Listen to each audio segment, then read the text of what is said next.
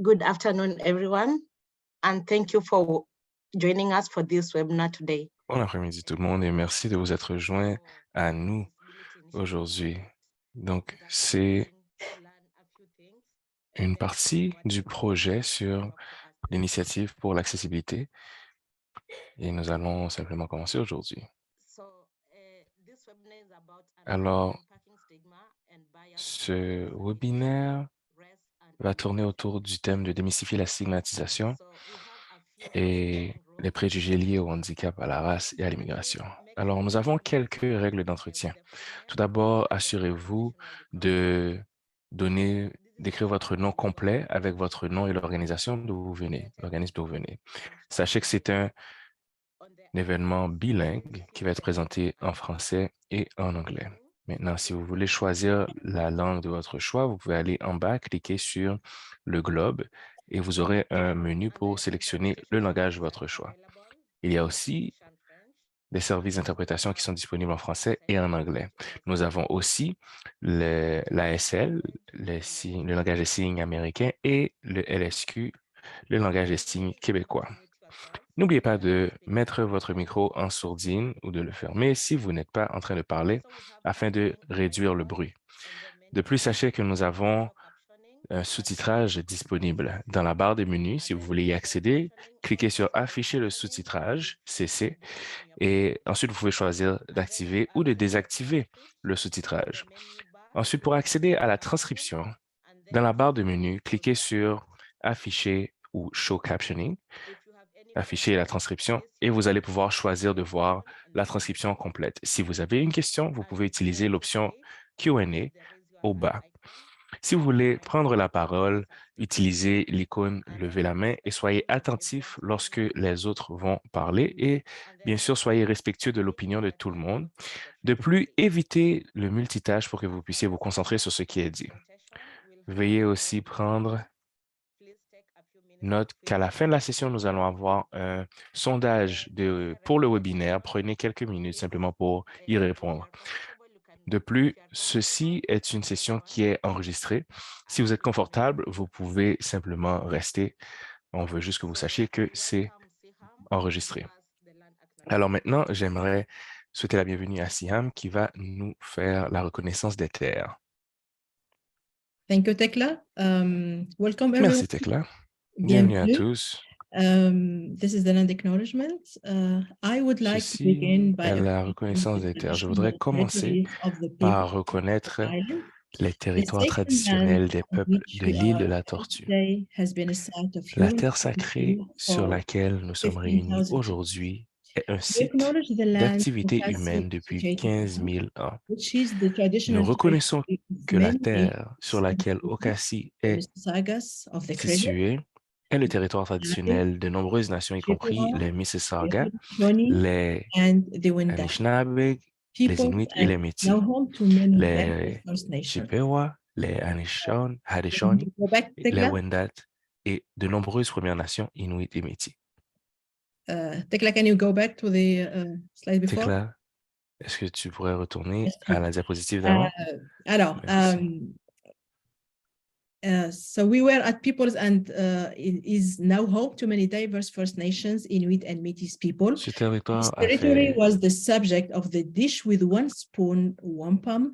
L'objet du pacte de la ceinture wampum, dish with one spoon, un accord entre les Haudenosaunee, les Ojibwe et les nations alliées pour partager pacifiquement et prendre soin des ressources autour des Grands Lacs. Nous reconnaissons également que Toronto est couvert par le traité 13 avec les Mississauga. Alors, today our speaker is Janelle Anderson. Aujourd'hui, notre conférencière s'appelle Janelle Anderson. Elle est une travailleuse sociale et une chercheuse handicapée noire.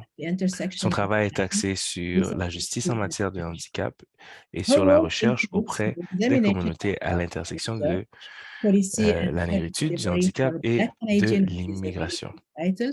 The intersections of blackness and disability.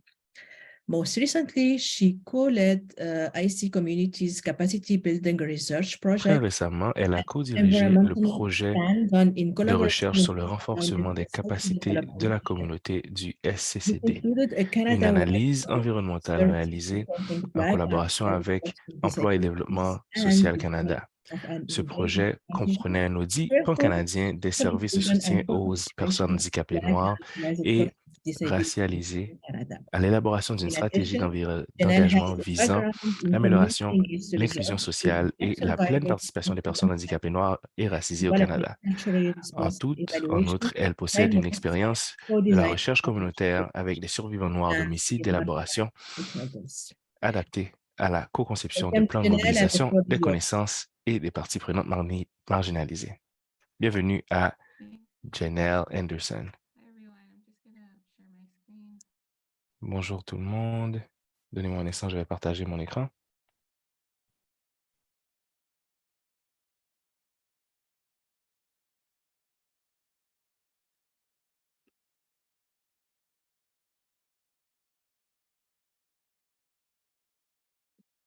Hey, hello everyone and welcome. I'm Janelle. Bonjour à tous, bienvenue. Je m'appelle Janelle. Again, I'm a Black disabled social worker. Encore une fois, je suis My pronouns are she, une her, and travailleuse sociale noire et une chercheuse. Mes pronoms sont elle. Je suis une femme noire avec un afro. Je porte des lunettes brunes et un assez gros chandail pull. J'ai aussi un mur de briques derrière moi avec quelques plantes à côté. Je veux remercier Ocassi de m'avoir invité à partager et présenter ce webinaire et je veux aussi vous remercier tous de vous être joints à nous aujourd'hui. Et pour commencer aujourd'hui, voici l'ordre du jour, ce dont nous allons parler aujourd'hui. Donc, tout d'abord, nous allons commencer avec une activité. Ensuite, je vais présenter et partager mon histoire. Après ça, nous allons parler du handicap au Canada. Ensuite, on va parler du capacitisme.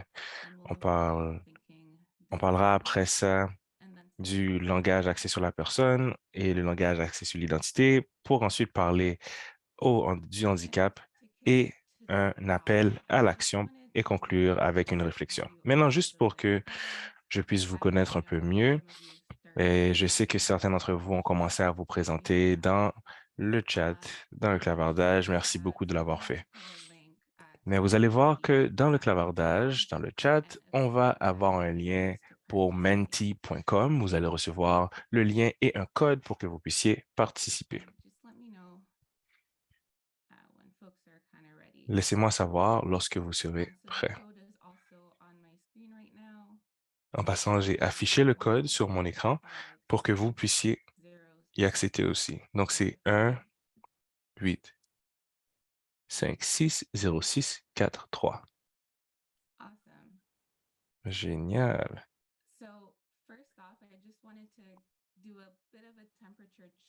Alors, j'aimerais juste avoir une idée de comment vous vous sentez. Donc, si vous ne pouvez pas utiliser, si vous ne voulez pas parler, vous pouvez utiliser des emojis, des émoticônes. Vous pouvez aussi utiliser le clavardage pour partager un mot, juste pour nous dire comment vous vous sentez aujourd'hui.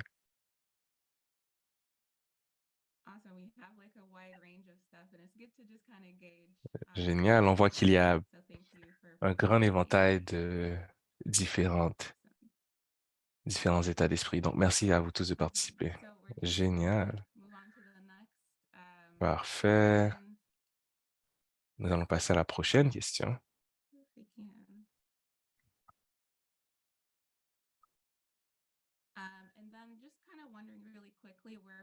Et je voulais juste savoir rapidement d'où est-ce que vous vous joignez à nous en ce moment aujourd'hui. Wow, génial. On a une très belle représentation à travers le Canada. Merci encore. Et là, pour terminer, je me demandais à quel point est-ce que vous êtes familier avec le sujet d'aujourd'hui, donc les concepts dont nous allons discuter aujourd'hui. Donc, on a le handicap, le capacitisme et l'intersectionnalité.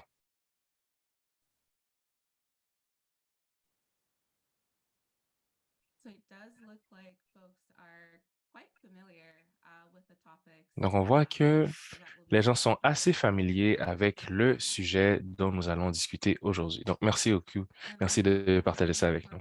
Et là, pour terminer, avant de passer au sujet, au vif du sujet, je voudrais savoir quelle partie de à quoi est-ce que vous avez le plus hâte dans notre session aujourd'hui?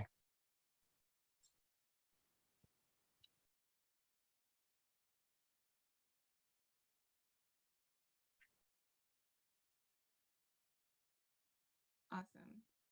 So I'm seeing a lot about intersectionality D'accord, je vois beaucoup de points par rapport à l'intersectionnalité, des gens qui veulent aussi réfléchir et en général, des gens qui veulent apprendre plus.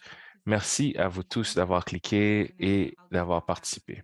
Donc maintenant, je vais retourner à nos diapositives. Donc, tout d'abord, j'aime toujours commencer en partageant mon histoire et mon rapport avec ce travail. Donc, je suis né et j'ai grandi en Jamaïque et mon trajet vers le Canada a commencé autour de 2002-2003. Mon père nous avait parrainé, moi et mon frère, pour venir au Canada. Mais seulement mon frère a pu venir. J'ai été refusé parce que je suis né avec un handicap congénital et la lettre qui nous a été envoyée nous disait en gros que je serais un fardeau dans le système canadien.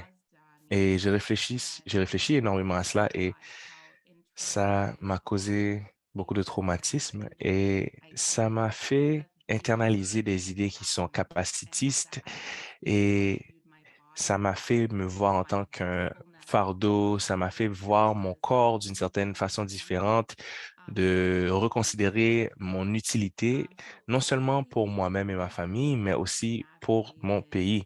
Et ça a eu un impact aussi sur la manière dont je naviguais pour aller à accéder à des services, que ce soit pour des services interpersonnels ou simplement autre chose. J'ai eu à subir une amputation après et ensuite j'ai réappliqué et en 2008, on m'a officiellement accepté au Canada. Et j'aime ça dire en tant que blague que ça m'a littéralement coûté une jambe pour être accepté au Canada. Maintenant, c'est une histoire que vous connaissez peut-être ou avec laquelle vous êtes assez familier parce que vous avez sûrement des amis qui ont vécu cela. Parce que plusieurs immigrants qui vivent avec des handicaps ou qui ont des enfants qui vivent avec des handicaps vivent un processus qui est très traumatisant afin d'immigrer ici au Canada, que ce soit des immigrants qui viennent pour travailler ou simplement des immigrants pour d'autres raisons. Donc, ce n'est pas seulement le fait d'être vu comme un fardeau ou d'avoir peur d'être déporté et retourné à son pays parce que quelqu'un est handicapé ou vit avec un handicap, mais c'est aussi cette séparation.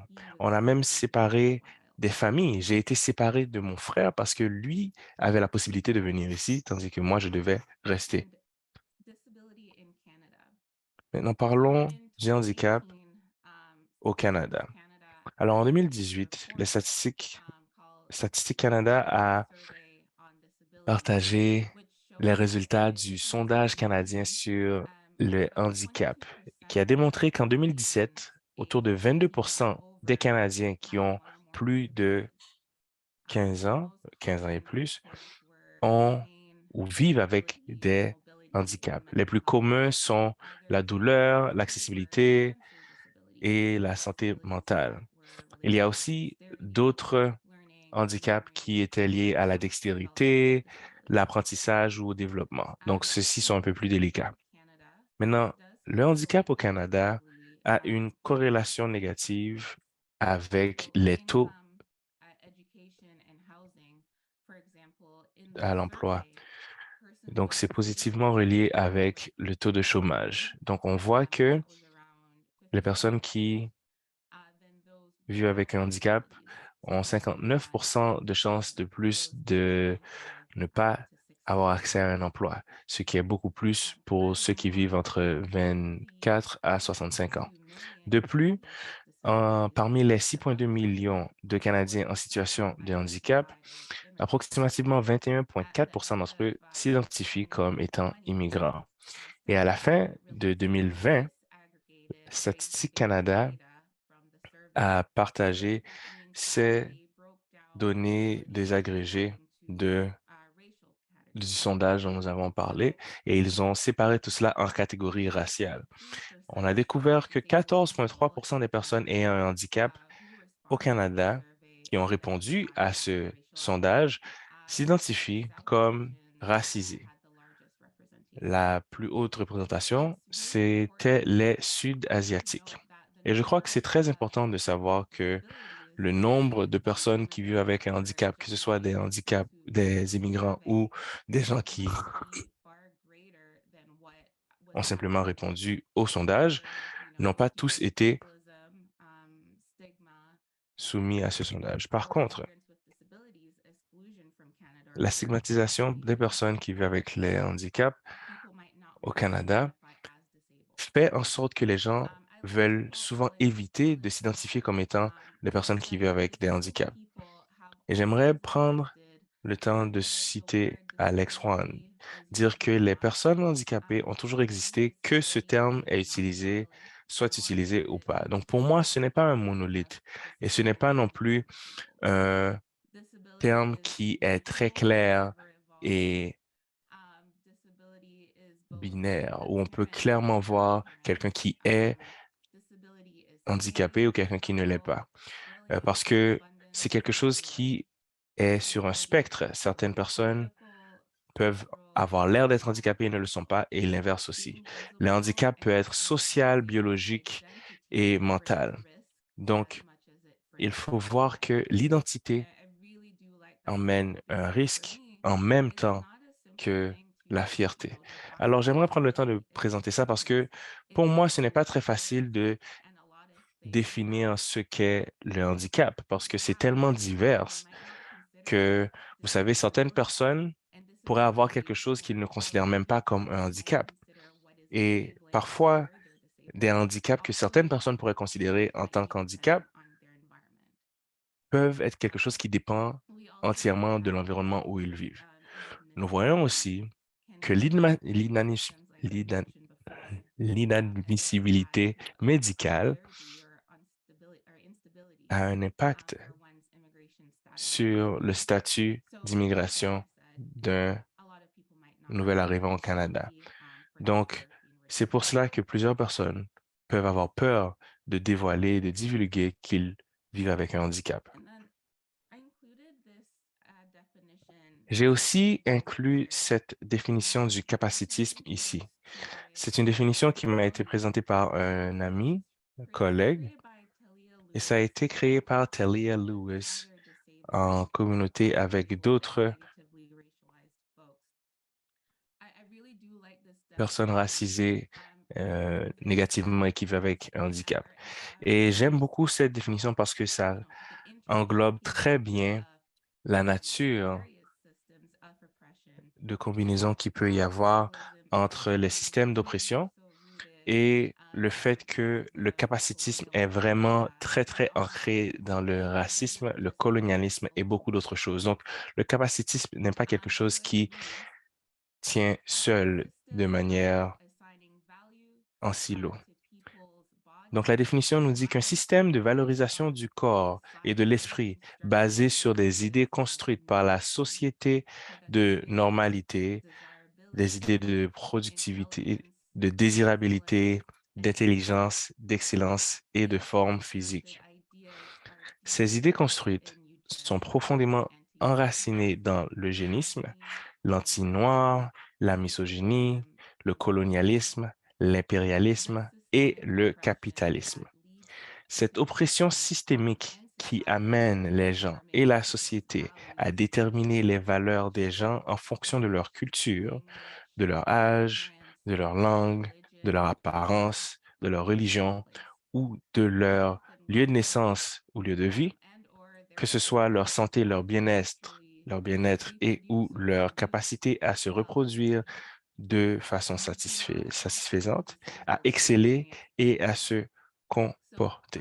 Vous n'avez pas besoin d'être en situation de handicap pour être assujetti au capacitisme. Et je mentionne cette définition parce que je crois que c'est facile d'ignorer certains points qui sont importants. Lorsqu'on parle de capacitisme, les gens pensent que le capacitisme est un concept qui vit seulement dans le monde du handicap. Mais il faut voir que pas toute personne vivant avec un handicap est impactée par le capacitisme. J'aimerais vous faire penser à quelque chose. La dernière fois que vous avez été malade, comment est-ce que vous avez réagi? Comment est-ce que vous avez géré cela? Est-ce que vous avez essayé d'aller au travail quand même? Comment est-ce que vous avez pris le temps de vous reposer? Donc, tout cela sont des notions capacitistes. Ce sont des exemples très fondamentaux que je pouvais partager avec vous. Ensuite, voici un exemple qui est beaucoup plus concret du capacitisme systémique. C'est quelque chose qui nous montre que la discrimination est quelque chose qui, en gros, est légal au Canada. Voici ce dont j'ai parlé un peu plus tôt. En 2017, la demande excessive des coûts pour les écoles était de plus de 33 000 $ sur 5 ans et plus de 6 000 $ par année. C'est le nombre de refus à cause d'une personne qui coûterait plus cher. Donc, c'est quelque chose où des gens ont été refusés, quoique leur handicap pouvait facilement être mitigé et atténué au Canada. Donc, c'est un peu pour moi, par exemple, lorsque l'agent avait vu mon dossier et a déterminé que mon handicap aurait été un fardeau sur le système de santé canadien. Donc, ceci étant dit, en 2018, il y a eu beaucoup de changements et de mouvements dans la section 38.1C de la loi sur l'immigration et la protection des réfugiés. C'est une loi qui interdit toute personne dont on pourrait raisonnablement s'attendre à ce qu'elle entraîne une demande excessive en matière des services de santé ou des services sociaux. Cela signifie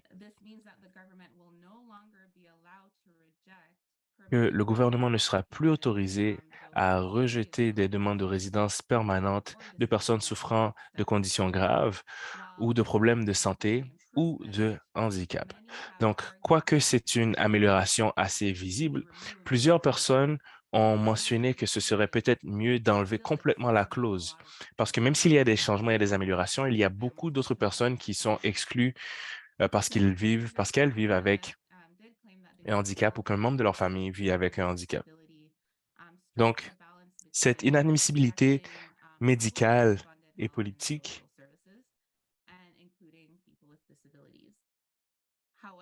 ne protège pas les gens comme elle devrait le faire, incluant les personnes qui vivent avec les handicaps. Par contre, il y a une notion qui est erronée. On pense que les personnes qui vivent avec les handicaps, les personnes handicapées ne contribuent pas au bien et au capital de la société. Et depuis que ces changements ont été faits, le nouveau seuil de coût est d'environ 99 000 $ sur 5 ans ou 19 000 $ par année. Juste ici, sur cette diapositive, vous allez voir un diagramme qui démontre le cycle de la pauvreté et des personnes en situation de handicap.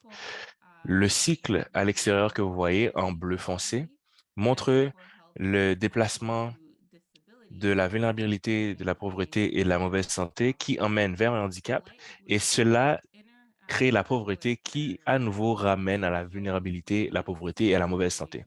Ensuite, les flèches plus pâles en bleu nous montrent le cycle entre l'exclusion culturelle et sociale, en plus de la stigmatisation.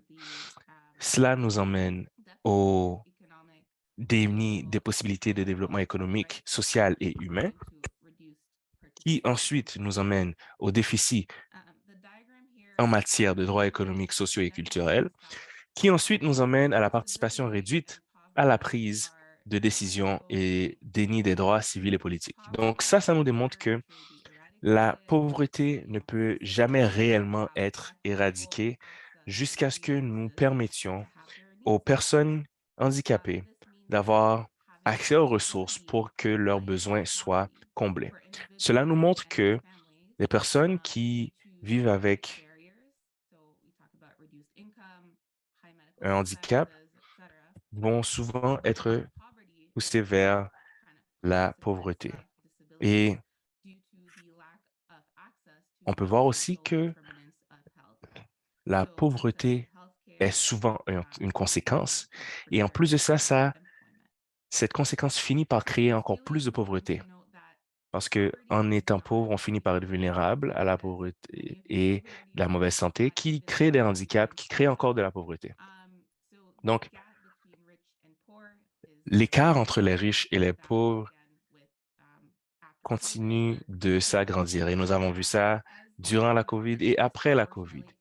Et on voit que c'est quelque chose qui a eu un impact disproportionné sur les communautés racisées. On sait que les communautés noires et racisées ont plus de chances d'avoir des résultats négatifs, ont moins de chances d'être embauchées que les personnes qui ne sont pas racisées. Donc, cela montre aussi que ces gens-là finissent par avoir à accepter des emplois négatifs, des emplois qui ont un plus haut degré de stress, un plus haut degré de difficulté, etc. Ce qui montre que le capacitisme structurel a un rôle important à jouer par rapport à ces conditions et aux barrières qui sont mises en place qui empêchent l'accès aux ressources aux personnes handicapées et aux personnes racisées. Et vous savez aussi, souvent, les réfugiés qui arrivent au Canada font face à beaucoup d'éléments stressants. Et ils doivent faire face à tout cela sans capital social, sans support social et sans réseau social. Et souvent, ça inclut un manque d'accès au logement et à d'autres choses. Donc, ce que nous considérons comme étant normal ou surtout cette idée capacitiste de la normalité, souvent, c'est quelque chose qui est empiré avec les facteurs d'avant et après immigration.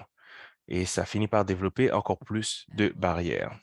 Maintenant, nous allons changer réellement la vitesse et nous allons parler spécifiquement du capacitisme linguistique.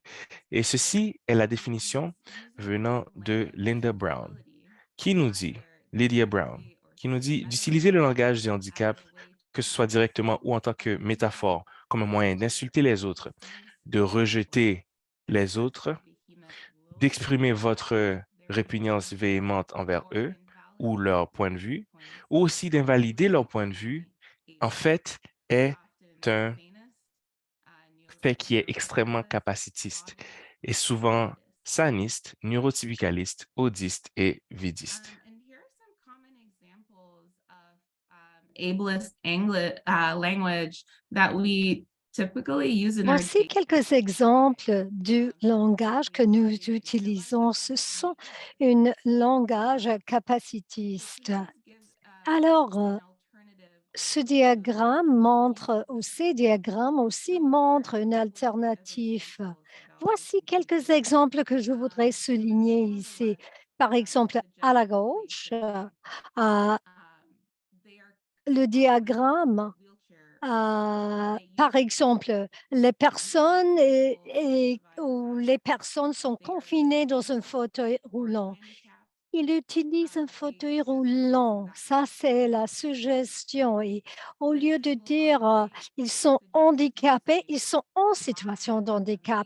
Tandis qu'à la droite, d'utilise magnifique, incroyable, extraordinaire, au lieu de dire ah, c'est fou, c'est anglais, c'est insensé. Alors voici un autre exemple qui se trouve à la droite. Il suggère d'utiliser d'utiliser en situation d'handicap au lieu d'utiliser les mots comme retardé ou avec un handicapé mentalement. Il suggère l'autre chose. Et maintenant, on va parler un peu plus du langage, le langage axé sur la personne versus le langage axé sur l'identité. Ces tables montrent toutes les différentes perspectives avec l'usage de la langue qui est enracinée sur un langage axé sur la personne contre le langage axé sur l'identité. Alors, le langage axé sur la personne, ça veut dire que la personne vient d'abord avant l'handicap. Une personne en situation de handicap, par exemple, cela est sorti de le mouvement des droits des personnes handicapées où ils voulaient voir la personne, pas juste leur handicap. La valeur se trouve dans la personne et un langage axé sur l'identité, mais l'identité d'abord. Par exemple, vous diriez une personne aveugle, une personne handicapée. Il y a les personnes qui ont trouvé le langage de capacitisme qui a été utilisé contre les personnes en situation de handicap.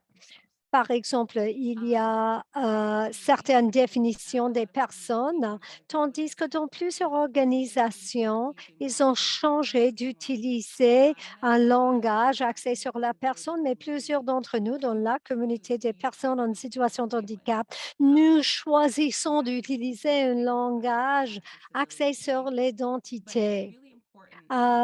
C'est une question de la déstigmatisation. Les peuples en situation de handicap ont l'agence et le droit d'identifier leurs souhaits, comment ils veulent s'identifier. Alors, moi, je crois qu'il faut avoir un changement culturel envers l'adaptation des différences, de adopter les différences et ce qui est considéré en tant que normal quand on parle de handicap. Alors, tout ce discours au niveau de le langage axé sur la personne versus le langage axé sur l'identité, ça, c'est basé comment les personnes ont une perception de l'handicap. J'ai vu dans les discussions comme handicap, personnes handicapées, ça affecte les personnes en situation de handicap. Parfois, les personnes essaient de faire les choses moins... Et c'est comme une perspective toxique de positivité. Et les gens, ils utilisent les euphémismes pour décrire, par exemple, le handicap d'une personne. Alors, j'ai lu quelques-uns et puis on peut parler des besoins spéciaux, l'handicap avec une A, il y a plusieurs euphémismes, mais le message que ça, c'est l'idée de l'handicap peut vous faire sentir mal à l'aise. Alors, pour prendre cela en compte, on cherche quelque chose un peu cute. Et la manière dont nous abordons cela, ça doit être quelque chose qui est positif. aux personnes en situation d'handicap pour vous objectifier en tant qu'inspiration, mais pour les mauvaises raisons. Alors, il y a peut-être les personnes qui ont les bonnes intentions, qui utilisent ces euphémismes quand ils parlent de handicap. C'est vraiment important de parler de privilèges avec les bonnes intentions sans faire face à l'impact d'utiliser ces euphémismes. Alors, le mot handicapé, c'est pas que le mot est un mauvais mot, mais il faut normaliser l'handicap pour réduire la stigmatisation.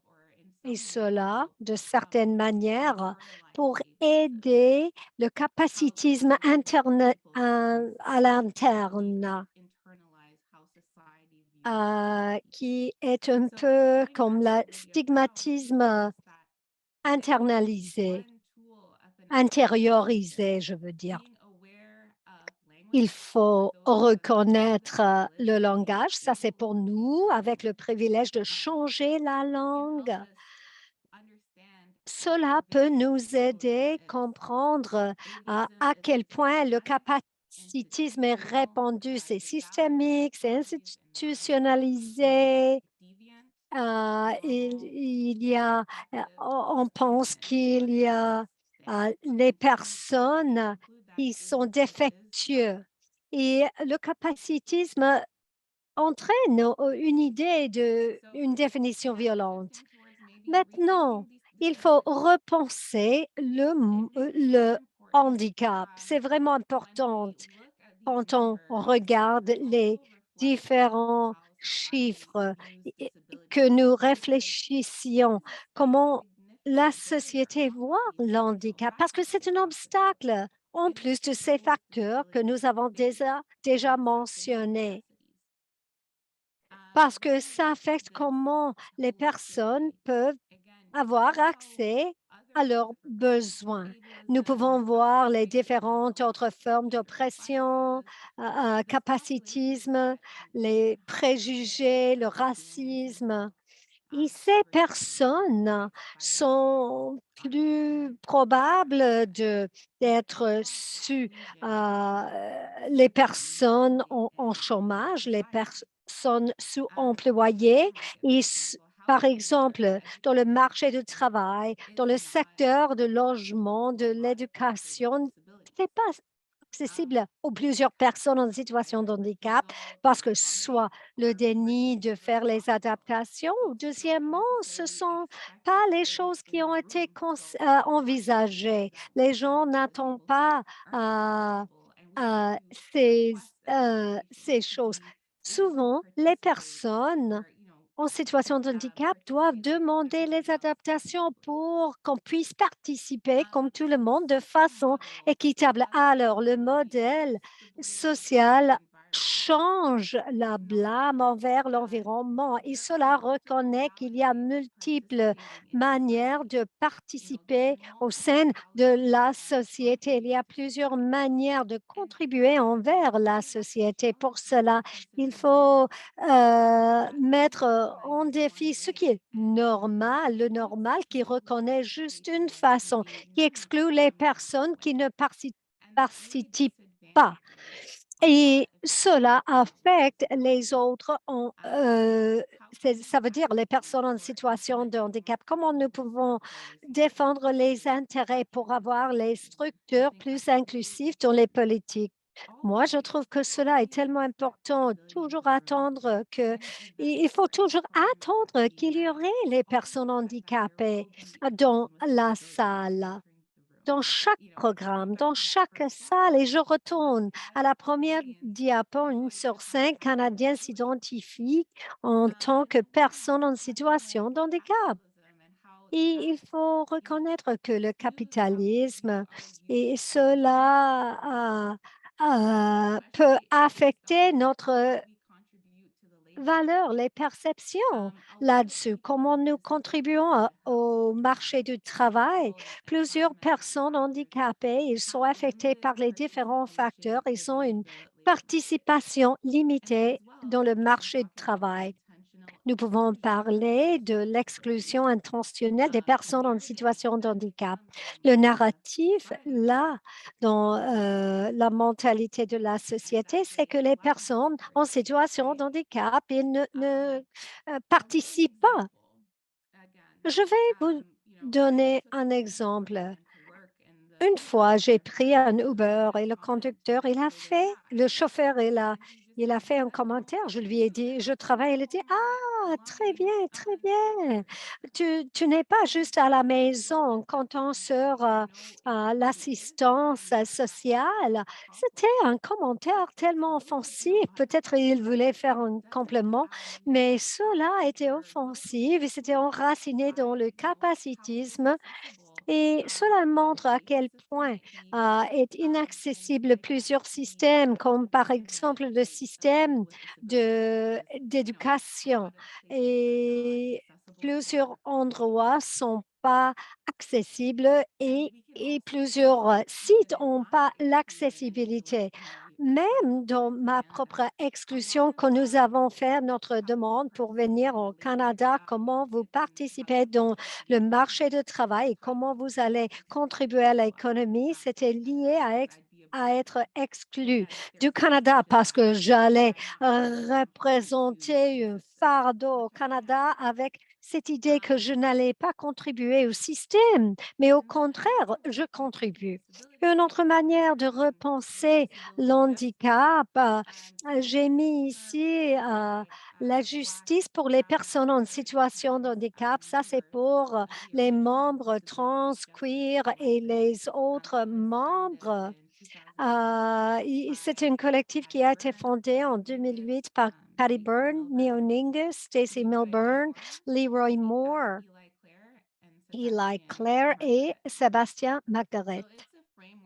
Et c'est un cadre qui est vraiment axé sur les expériences diversifiées des personnes en situation de handicap qui étaient exclues, invisibles dans le discours traditionnel, comme par exemple les personnes queer, trans, racisées, immigrantes. Et c'est un cadre qui reconnaît que chaque personne est unique et les personnes en situation de handicap, elles ont les identités avec une intersectionnalité. C'est bien important de comprendre la relation entre le capacitisme et les autres formes d'oppression. Par exemple, quand nous examinons l'impact de la COVID-19, surtout sur les personnes en situation de handicap, une lentille de justice pour les personnes en situation de handicap souligne que les personnes racisées noires étaient en situation de handicap ont été affectées disproportionnellement par la COVID.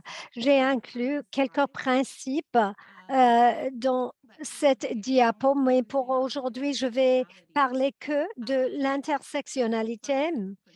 Et ça, c'est le premier principe que j'ai sur la justice pour les personnes en situation de handicap. Et plusieurs sont familiarisés avec l'intersectionnalité en tant que cadre. Il y a une personne, Audre Lorde, c'est une académicienne noire, et elle a dit, on n'habite pas les vies individuelles. On parle souvent de l'handicap comme une seule identité. Ce n'est pas juste une question d'être en situation de handicap. Nous venons d'une expérience au niveau de la race, classe sociale, la sexualité, l'origine religieuse, etc. L'intersectionnalité est le concept qui a été présenté par Bell Hurts, Audre Lorde et Kimberly Crenshaw, les autres érudites qui ont parlé du chevauchement, le rôle qui chevauche de race, genre et classe dans tout un cadre d'oppression. Et cela nous donne l'opportunité d'étudier ces facteurs au niveau des relations sociales et des autres sujets. Et cela essaie d'examiner à quel point les différentes identités dont nous avons parlé auparavant affectent au niveau simultané pour créer les inéquités sociales et économiques. Cela nous donne la possibilité de comprendre à quel point une personne peut être dans une situation privilégiée quand cette personne est en même temps dans une situation d'oppression. Un exemple que j'utilise moi-même, moi, je suis femme noire en situation de handicap en tant que conseillère des étudiantes avec les étudiants en situation de handicap qui m'approchent pour parler des mesures d'adaptation à l'école, même si nous avons tous les deux une identité en tant que personne en situation de handicap. Moi, j'ai une position de privilège en tant qu'intendante parce que je donne l'accès aux adaptations qui a besoin l'étudiant. Alors, tous les deux, nous sommes en situation d'handicap, mais moi, j'ai une position privilégiée et ça change en fonction du département, position de pouvoir. C'est pas quelque chose de statique, ça change constamment. Et puis, j'ai inclus quelques appels à l'action et je encourage les personnes de confronter les différentes idées qui sont prises par acquis. Alors, il faut regarder l'individu de façon holistique. Et puis, il ne faut pas avoir une perspective fataliste. Il y a un sens de co-réflexion qu'il faut faire. C'est souvent décrit en tant que meilleure pratique pour les personnes qui travaillent dans les premières lignes. C'est important de réfléchir, qu'on réfléchisse sur l'impact de nos actions, pas l'intention de ces actions parce que peut-être ils sont enracinés de notre position de privilège social. Et encore une fois, il faut confronter ce qui est normal. Il faut qu'on se distance de ce modèle de handicap. Alors, la personne en situation de handicap est la personne à blâmer. Il faut regarder comment existe le système parce que ça ajoute les facteurs à l'handicap. Si l'environnement est adaptant, plusieurs personnes peuvent naviguer. Peut-être ne peuvent pas naviguer en ce que nous voyons en tant que normes, mais quand même, elles peuvent naviguer. Et il faut prioriser les voix des personnes en situation d'handicap, les personnes racisées, les immigrants, les réfugiés. Il faut être alliés parce que comment nous encadrons les handicaps dans notre pratique va déterminer comment nos clients, comment les personnes en situation d'handicap ou les familles avec les enfants en situation d'handicap se voient à eux-mêmes. Et finalement, le capacitisme, et je dois le dire encore une fois, cela n'a pas juste d'impact sur les personnes en situation d'handicap. Les personnes non handicapées sont affectées aussi par le capacitisme. Et voici les appels à l'action. Regardez à l'individu de façon holistique. Nous ne vivons pas des vies à problème unique et le handicap recoupe d'autres identités. Il faut aller au-delà de la conformité qui existe en Ontario. Il n'y a pas d'autres provinces qui n'ont pas une loi pour l'accessibilité, mais quand même être inclusif, comme nous avons appris aujourd'hui, c'est au-delà de juste regarder les obstacles. C'est une bonne idée d'avoir, par exemple, les rampes, les ascenseurs pour donner un accès physique, il faut aussi regarder au niveau des obstacles d'attitude, comment nous voyons l'handicap, nos perspectives en tant que normes et penser en dehors de cela. Il n'y a pas, c'est pas le mot handicap, il n'y a rien qui est mauvais avec ce mot. Et finalement, il y a une chose, qu'il y a plusieurs façons d'être inclusive. Il faut aller au-delà de juste enlever les obstacles physiques. Il faut aussi faire la sensibilisation et améliorer les connaissances parce que les différentes familles, peut-être ils regardent les handicaps dans les différentes manières. Il faut réduire la stigmatisation en réduisant la stigmatisation. Est-ce que cela fait que c'est plus facile pour les personnes avoir l'accessibilité, avoir accès aux choses accessibles? Les connaissances et sensibilisation pour fournir des outils, des ressources et d'informations pour aider les nouveaux arrivants ou les familles ayant les enfants. Il faut comprendre et inclure tous ces différentes personnes. Il y a aussi un appel à action qui est la gestion intégrée des cas. Et il faut avoir les différents types d'établissements à intégrer parce que souvent ils se trouvent dans les silos pour qu'il y ait davantage de soutien pour les nouveaux arrivants en situation de handicap.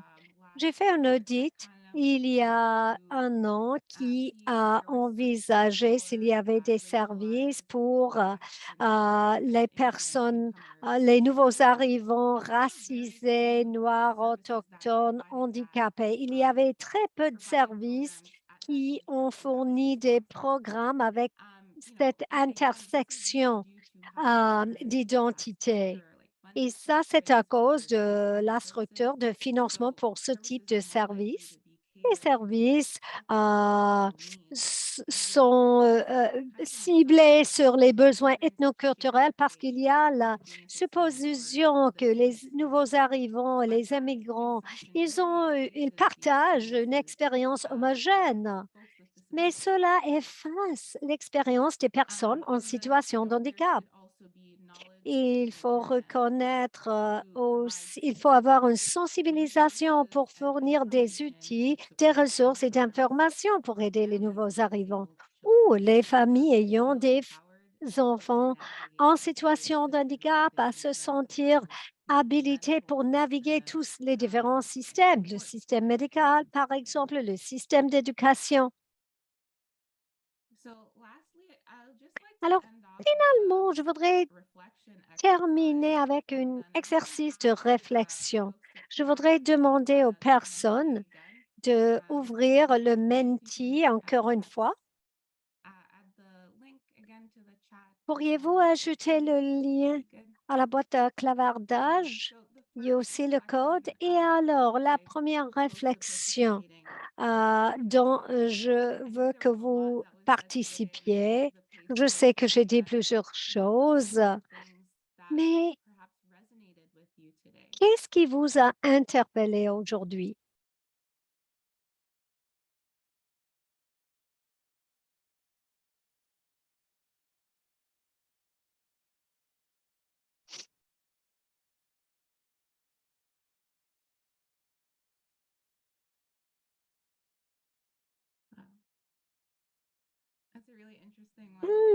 Ça, c'est intéressant, changement de perspective et de voir la personne en tant que personne. Je vois différents mots, l'intersectionnalité, le langage capacitiste et les impacts de capacitisme affectent plusieurs personnes. Cela, on voit cela, oui, le besoin des soutiens harmonisés. Merci à vous tous pour votre participation. Et prochaine question. Y a-t-il quelque chose dont nous avons discuté aujourd'hui et dont vous êtes encore en train de déballer?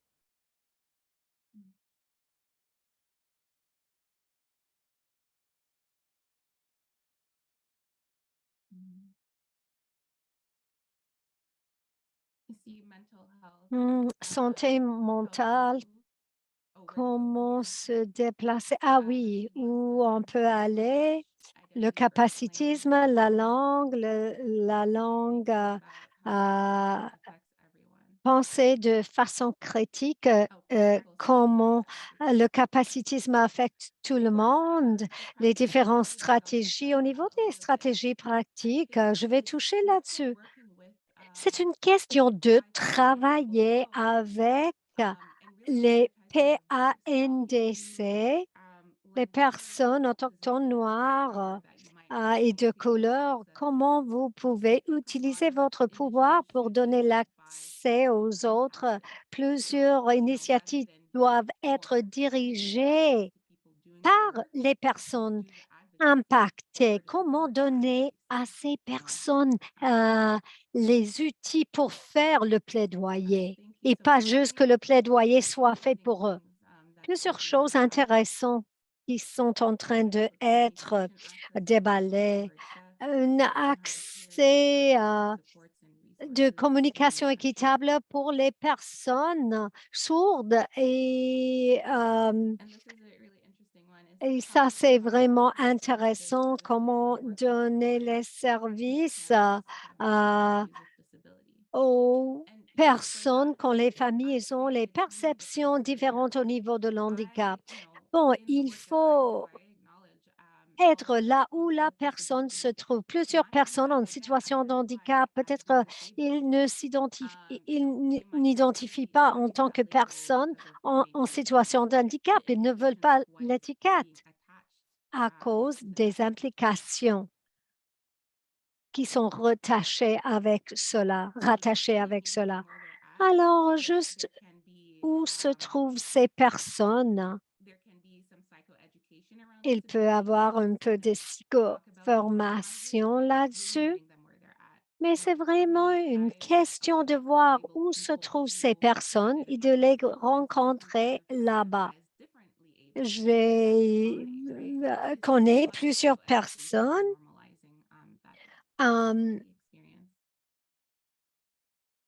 C'est une question de les rencontrer où ils se trouvent. Et bon, j'ai une autre question, dernière question de réflexion. Comment cela peut-il influer sur le travail que vous faites auprès des nouveaux arrivants?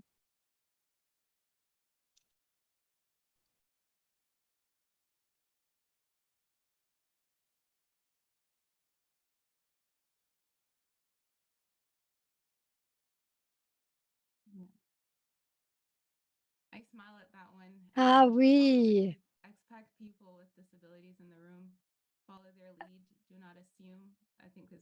il faut toujours attendre que les personnes en situation de handicap euh,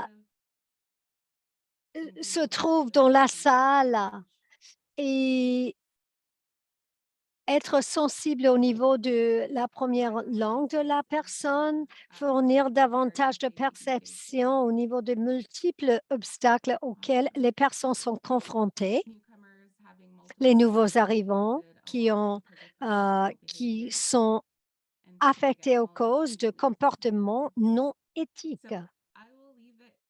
Et maintenant, je vais laisser les choses la présentation là-bas. J'apprécie cet exercice de réflexion. Je trouve que c'est vraiment important. Il y a plusieurs choses que nous pouvons prendre de tout cela. Alors, j'apprécie la continuation de ce parcours ici. Merci. Hi, Janelle. We have some questions in the Q&A option. Maybe you can try to address them. Bonjour Janelle, nous avons des questions dans la partie de questions-réponses. Peut-être que tu peux y répondre. D'accord, je vois la première question. Et pour nous, ceux qui vivent dans cette communauté, Nous sentons que c'est insultant. Nous ne voulons rien ajouter là-dessus. D'accord, merci beaucoup. C'est un très bon point. Je sais qu'il y a beaucoup de services qui sont populaires. Plusieurs personnes essaient de se concentrer sur la personne tout d'abord comme étant la nouvelle normalité. Bon, le commentaire a disparu, mais j'apprécie énormément cette perspective. Je pense exactement de la même façon. Je pense que le terme de personne qui vit avec un handicap, je trouve que c'est un peu insultant parce que je ne vis pas avec un handicap. Je ne vis pas avec et je peux prendre, le mettre dans un sac et partir avec. Donc, ce sont des euphémismes que les gens utilisent pour naviguer l'inconfort. Et comme je l'ai dit, plusieurs personnes, on va sur les réseaux sociaux, on voit des gens qui parlent d'utiliser l'identité comme approche pour parler. Mais la réalité, c'est que nous existons, pas vrai? Mais bon, je ne vais pas ajouter beaucoup trop là-dessus. Je pense que c'est très important de respecter cela et reconnaître que ce ne sont pas toutes les personnes handicapées qui s'identifient de la même manière ou qui apprécient le langage de cette manière. Donc, je pense que ça devrait être à eux de décider. D'accord, je vois une autre question ici qui nous dit, excuse-moi si tu as déjà répondu à cette question. Comment est-ce qu'on devrait, en tant que euh, travailleurs de jeunesse, travailleurs sociaux et les enseignants peuvent aborder ce sujet de manière à ne pas gronder ou aggraver la situation dans un groupe? Est-ce qu'on devrait aborder ce sujet en tant que groupe de jeunes ou d'adultes qui utilisent ce langage handicapant? Bon, c'est similairement, je vais dire que c'est assez bien de pouvoir discuter de cela en groupe. Parce qu'encore une fois, de ne pas mettre les gens euh, en avant-plan à eux seuls, c'est quelque chose à éviter, pas vrai? Donc, il faut normaliser ça quand même pour pas que les gens se sentent inconfortables avec le sujet. Donc, je crois qu'il est assez important d'offrir cette éducation psychologique d'une manière qui est sans jugement et sans nécessairement reprocher. Parce que rappelez-vous, vous présentez cela. Ces langues ont été enracinées dans l'histoire. Par exemple, on dit souvent c'est fou ça, pas vrai? Donc le mot fou, ça a été utilisé d'une manière à long terme et même je l'utilise, pas vrai? J'essaie de l'éviter. Ce sont des choses normales. Il ne faut pas se condamné parce qu'on l'a fait. Alors maintenant, comment est-ce qu'on peut décrire que ce langage a été utilisé d'une manière négative historiquement et ensuite, au moins avoir la perspective pour que les gens puissent réfléchir et avoir la perspective nécessaire pour bien choisir. Et je crois qu'il y a plusieurs manières dont on pourrait faire cela d'une manière euh, sans jugement et sans nécessairement attaquer la personne pour son utilisation. Mais c'est une bonne question, merci.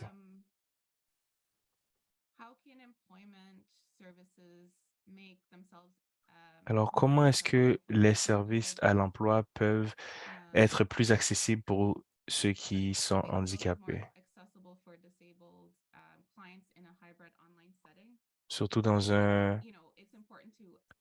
environnement hybride en ligne? D'accord, je dirais que c'est très important lorsque nous avons de nous assurer de ce qu'il y a des rencontres, des événements, avoir une déclaration ou poser la question, est-ce que vous avez besoin de d'une accommodation, par exemple? Parce que je vois qu'il y a beaucoup de personnes depuis la COVID qui ont commencé à réfléchir un peu plus à l'inclusion. Et j'ai participé à beaucoup plus d'événements, mais je pense que c'est bon de demander quels sont les besoins des gens, juste être assez explicite. Donc, la possibilité d'offrir cette accommodation est ce qui est plus important.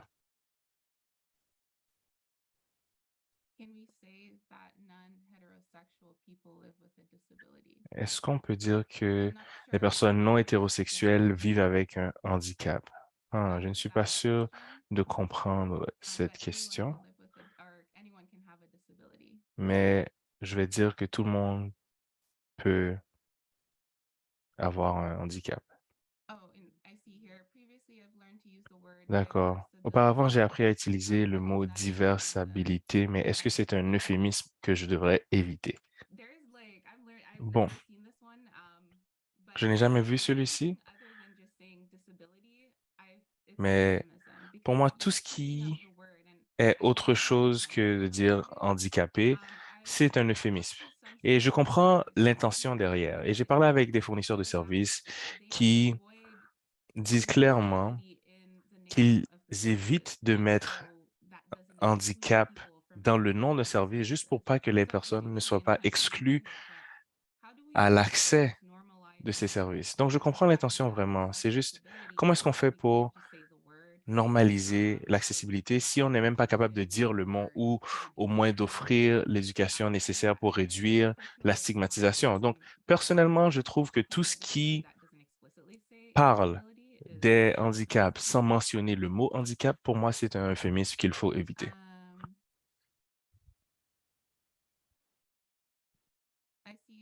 Je vois une question qui nous dit que le mot en R est dérangeant aussi, tout autant que le mot fou. Oui, en effet. Et c'est pour ça qu'on essaie de l'éviter lorsque les gens disent, oh, quelque chose est fou ou quelqu'un est fou. Parce que souvent, ça met de côté le vrai sujet. Et si quelqu'un veut savoir qu'est-ce que la positivité toxique. En gros, c'est de mettre une, une lentille positive sur ce que les gens sont en train de vivre lorsque c'est négatif. Donc, c'est comme euh, toujours mettre cette extrême positivité. Donc, disons quelqu'un qui vient me voir et dire, oh, t'es handicapé. Je vais vous donner un exemple. À chaque fois que je laisse la maison, quelqu'un doit faire un commentaire par rapport à mon handicap. Mon handicap, et je traversais une fois la rue. Vous savez, je vis, pas vrai? Et en passant, mon handicap est visible et invisible parce que j'utilise une canne. Et là, une dame est venue me voir et a fait simplement un commentaire par rapport à mon handicap et m'a dit, wow, comme si très bien, tu sors et tu vis et tu n'as pas peur qu'on te voit comme tu es. Et pour moi, c'est la positivité toxique parce que c'est vraiment de se concentrer un peu trop sur cet aspect de rendre tout plus positif que nécessaire. Donc, même si quelque chose est négatif, on essaie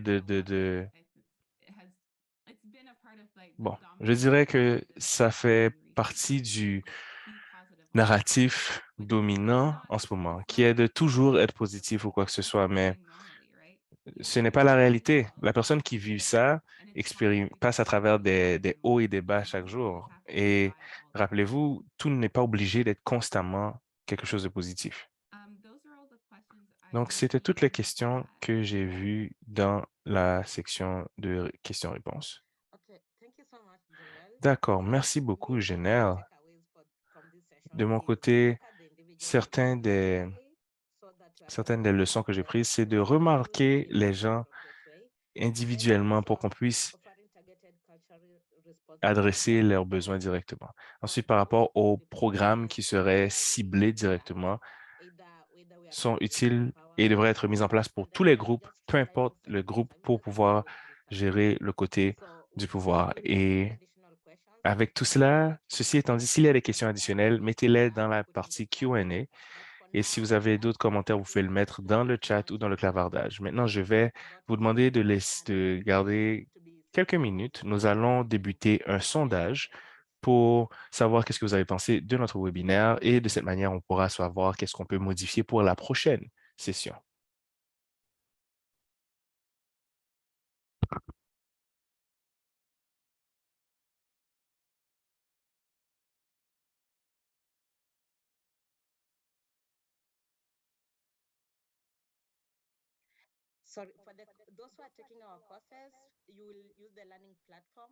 Alors, pour ceux qui font le cours avec nous, vous pouvez aller cliquer sur le lien Mais pour ceux qui ne prennent pas le cours, remplissez le questionnaire qui apparaît sur Zoom.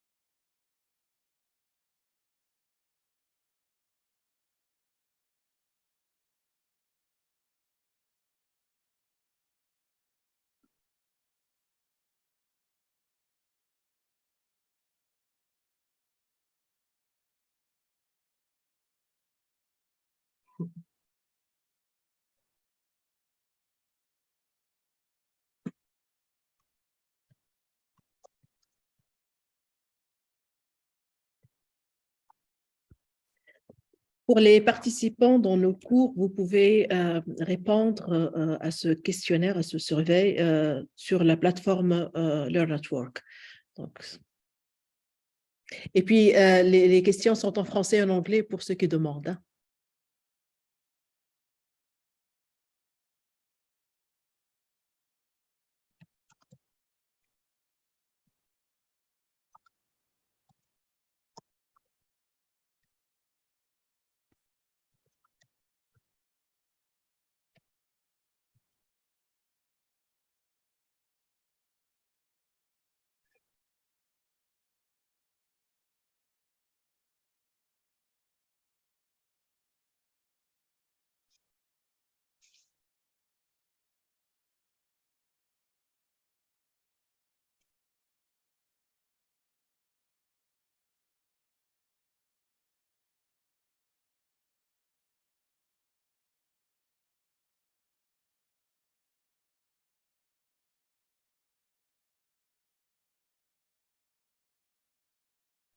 Janelle, we have a question in the Q&A if you would like to Janelle, address. il y a une question dans la boîte de questions et réponses. The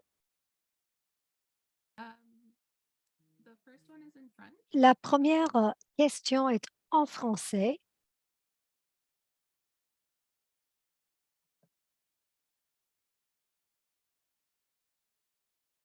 Siham? Siham, you can help us with the translation of the first. Siham, pourriez-vous dire la première question? Bien entendu, oui. Alors, c'est c'est plus une remarque, une question. Donc, en situation minoritaire, on vit une situation où tout le monde connaît tout le monde, ce qui est très excellent, mais si tu es en situation de handicap, là, c'est trop grave, car tu seras connu et discriminé définitivement en termes de recherche, d'emploi, même si tu veux faire ton mieux ou de ton mieux pour être une personne essentielle pour la communauté, excepté la classe privilégiée où l'accompagnement est maximal.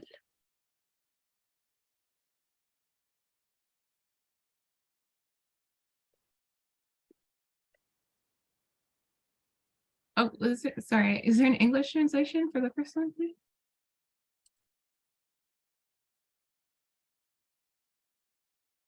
Il y a quelqu'un qui demande l'interprétation encore une fois. So maybe I can translate this. It's basically that when you are living in a minority context, Basiquement, where c'est quand vous everyone habitez dans knows un everyone, contexte de when minorité you are a person où with tout le monde connaît disability, tout le you will monde, quand vous be êtes une faced personne en more situation de handicap, discrimination and to more vous allez challenges. être confronté par davantage de discrimination. Surtout mainly, sorry, in terms of Surtout finding work. en termes de chercher un So emploi. that was the first Alors, ça, c'était la première question. or remark, and then we have another one. Et il y a une deuxième question après. Bon, ben, ça, c'est vraiment intéressant. Ben oui, plusieurs personnes en situation de handicap, comme j'ai dit, c'est pas juste qu'ils ont plusieurs identités, c'est pas juste une question d'être en situation de handicap et cela même peut donner une lentille où la marginalisation peuvent se passer. Dans ma propre recherche et dans mon travail, je fais la comparaison des expériences des personnes noires, les personnes en situation de handicap, et on regarde tout le cycle de l'handicap et comment la pauvreté est racisée en faisant les liens entre les expériences disproportionnées qui peuvent se passer. Nous avons déjà vu les chiffres au niveau du chômage, au niveau de l'éducation, les personnes qui habitent dans la pauvreté. Et si vous regardez de façon plus profonde, avec une lentille intersectionnelle d'équité, vous pouvez voir, est-ce que nous pouvons regarder toutes les différentes divisions. Il y a aussi le genre, le sexe et tout cela. Il y a plusieurs intersections. Alors, quels sont les différents types d'oppression qui marginalisent l'expérience de cette personne? C'est comment existe la structure du système. Ça, un système qui exclut les personnes handicapées, par exemple handicapées et queer, handicapées et noires. Et puis, un autre commentaire au niveau des personnes, je vois qu'il y a une autre question. Il y avait une autre question, pardon, l'interprète n'a pas vu la question. Ah oui, la question au niveau des personnes queer qui sont en situation de handicap, le modèle de l'handicap, chaque groupe marginalisé ressent l'handicap à travers les obstacles à l'inclusion, le taux de dépression, anxiété, pauvreté, manque de logement, etc., sont plus hauts dans les groupes marginalisés. Alors, quelles sont les limitations? Et au sein de la société, si l'environnement est établi qui limite votre accès et comment vous pouvez naviguer cet environnement. Moi, je m'utilise en tant qu'exemple parce que c'est vrai pour moi. Chez moi, j'ai rendu ma maison accessible. Alors, je ne suis pas handicapée chez moi. quand je sors chez moi, je suis handicapée en fonction d'où je vais, le transport que j'utilise. Peut-être le transport n'est pas accessible et cela représente une autre obstacle pour moi. N'importe qui peut être une personne ayant un handicap. Les personnes sont préoccupées de s'identifier en tant que personne en situation de handicap. Je voudrais parler encore une fois de la citation de Alice Wong qui a dit identifier avec en tant que personne handicapée, ça vient avec la fierté, la communauté, parce qu'il y a toute une communauté forte des personnes en situation de handicap, mais cela vient avec les blessures pour certaines personnes, les préjudices envers les personnes. Ce n'est pas une question noire ni blanche, c'est une question grise parce qu'il y a les personnes qui peut-être ne s'identifient pas dans un handicap. Nous avons dit que le Canada, au niveau historique, a exclu les personnes en situation de handicap. Alors, malgré le niveau d'expansion de cela, ceux qui ne peuvent pas cacher un handicap, c'est-à-dire parfois les personnes handicapées vont cacher leur handicap pour être ici, pour aller dans la société.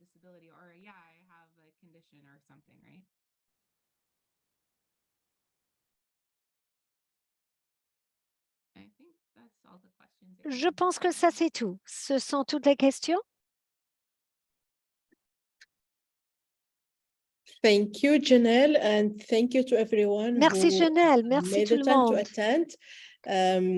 The recording will be available on L'enregistrement YouTube va channel être once the disponible captions will sur be embedded in le both canal YouTube Thank you, de everyone, OCACI. and Merci have à a tout le great monde afternoon. et bon après-midi.